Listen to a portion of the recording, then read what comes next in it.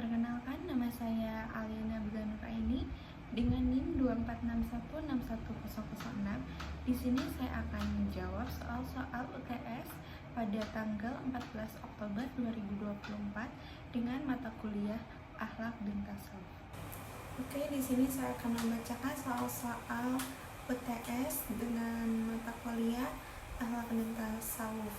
Di sini ada 5 soal, yaitu yang pertama, bagaimana cara membuktikan secara ilmiah bahwa Al-Quran dan hadis adalah benar sehingga dijadikan standarisasi akhlak. Soal yang kedua yaitu jelaskan 4 aliran tentang faktor pembentukan akhlak dan bagaimana pandangan Islam terhadap 4 aliran tersebut. Yang ketiga yaitu Allah Subhanahu wa Ta'ala adalah zat yang maha sempurna dan tidak membutuhkan yang lain, termasuk ibadahnya makhluk.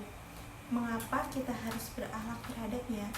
Dan sebutkan dan juga jelaskan bentuk-bentuk berakhlak terhadap Allah Subhanahu wa Ta'ala.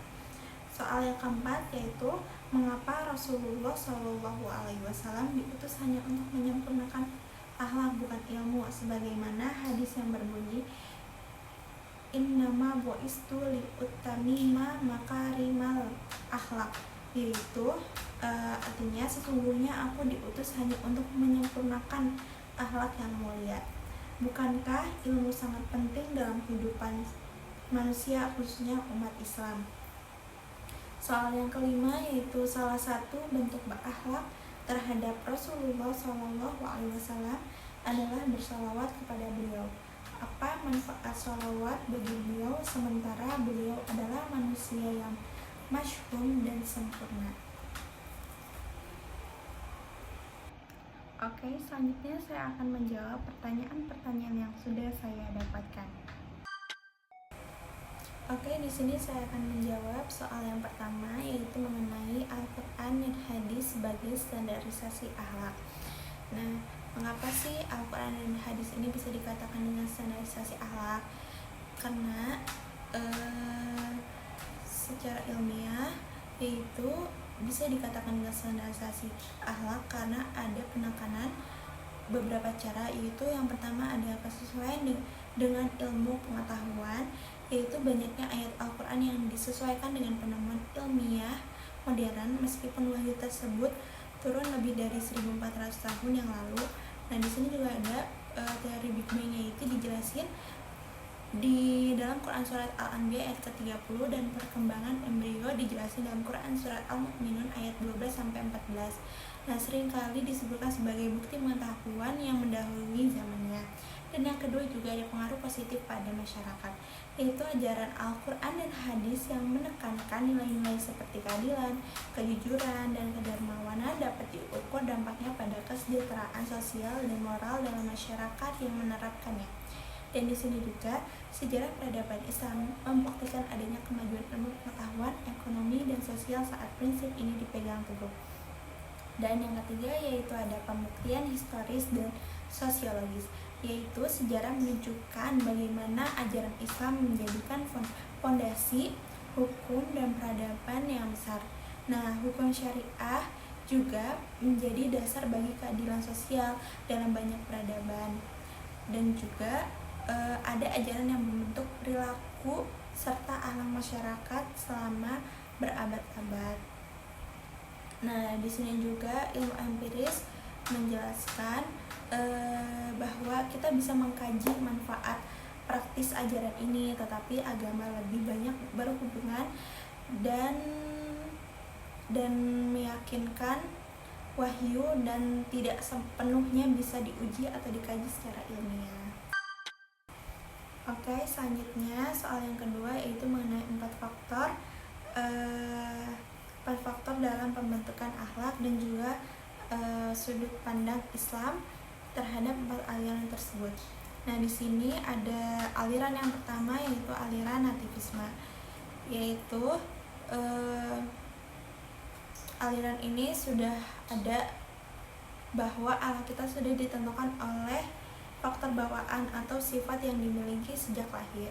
Nah, pandangan Islam juga menyatakan bahwa fitrah kita ini sebagai potensi bawaan untuk mengenalkan kebaikan. Nah, tetapi juga menekankan bahwa pendidikan dan lingkungan juga penting dalam mengembangkan akhlak kita.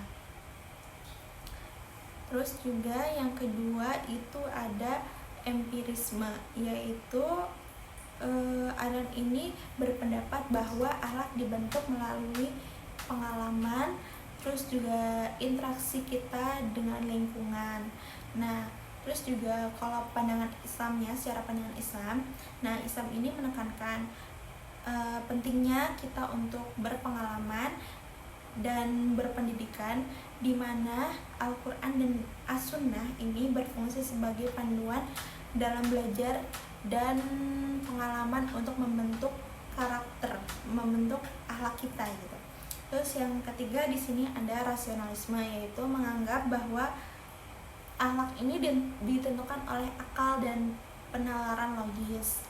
Terus juga secara pandangan Islam, yaitu meskipun Islam ini menggunakan akal, terus nilai-nilai moral utama berasal dari wahyu.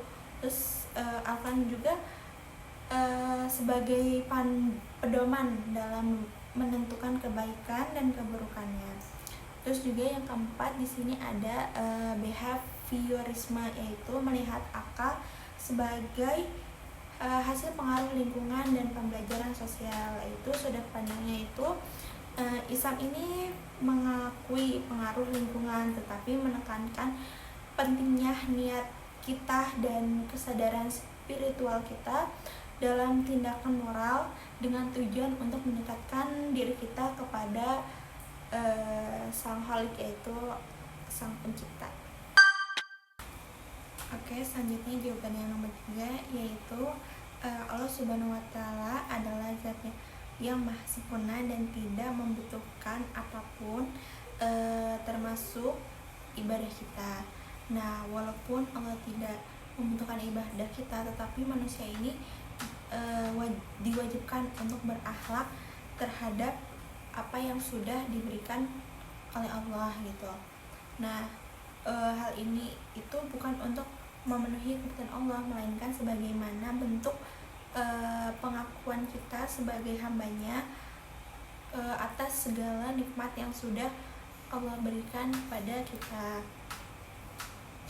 Nah, habis itu mengapa sih kita tuh harus berakhlak kepada Allah ya? Karena Allah itu adalah Sang Khalik, yaitu Sang Pencipta dan pemelihara seluruh alam yang memberikan kehidupan dan nikmat kita. Nah, berakhlak pada Allah itu berarti menunjukkan rasa syukur kita, menghormati kebesarannya, terus menjalankan perintah-perintahnya dan menjauhi larangannya. Dan hal ini adalah wujud pengabdian dan ketaatan dan upaya untuk meraih ridho serta keberkahan dalam kehidupan. Nah, akhlak yang baik kepada Allah juga menjadi dasar bagi akhlak baik kepada sesama manusia. Nah, tadi sebelumnya sudah jelasin mengapa sih pentingnya kita untuk berakhlak pada manusia. Terus di sini saya menjelaskan bentuk-bentuk akhlak kita kepada Allah. Yang pertama itu iman dan tawakal, yaitu mempercayai sepenuhnya kekuasaan dan bergantung kepadanya dalam segala urusan. Terus yang kedua itu ada taat kepada perintahnya, yaitu menjalankan ibadah seperti puasa, sholat, zakat, serta menjauhi larangan-larangan yang sudah dijelasin di dalam Al-Quran dan As-Sunnah. Yang ketiga itu syukur, yaitu bersyukur atas segala nikmat yang sudah Allah berikan kepada kita, baik dalam keadaan baik maupun sulit. Terus yang keempat itu ada ikhlas, yaitu melakukan semua perbuatan dengan ikhlas, bukan hanya untuk ria atau pujian manusia. Yang kelima itu ada takwa, yaitu selalu merasa kita tuh selalu merasa diawasi oleh Allah, yaitu menjaga diri dari perbuatan dosa yang kita harus berusaha untuk mendekati Allah.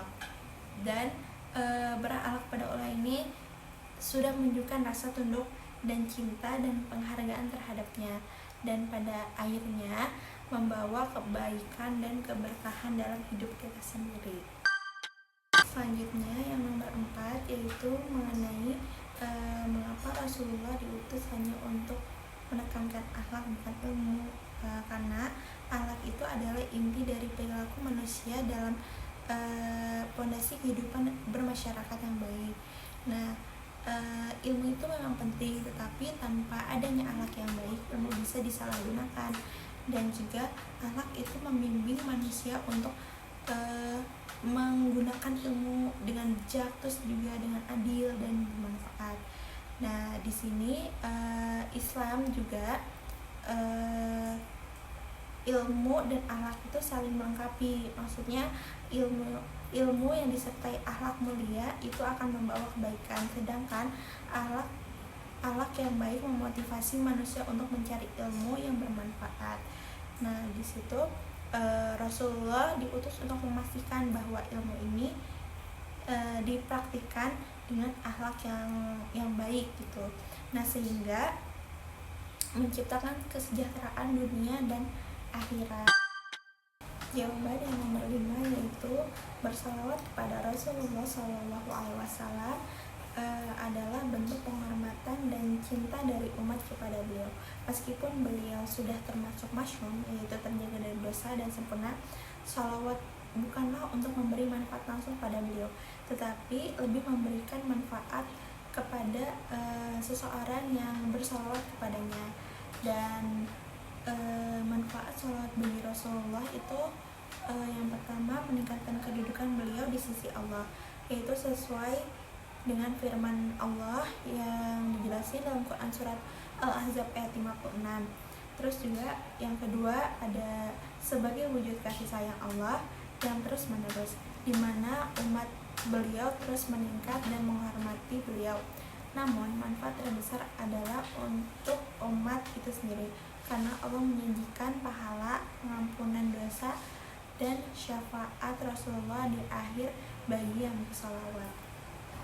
Jadi kelima pertanyaan tersebut saya sudah menjawab pertanyaan-pertanyaannya.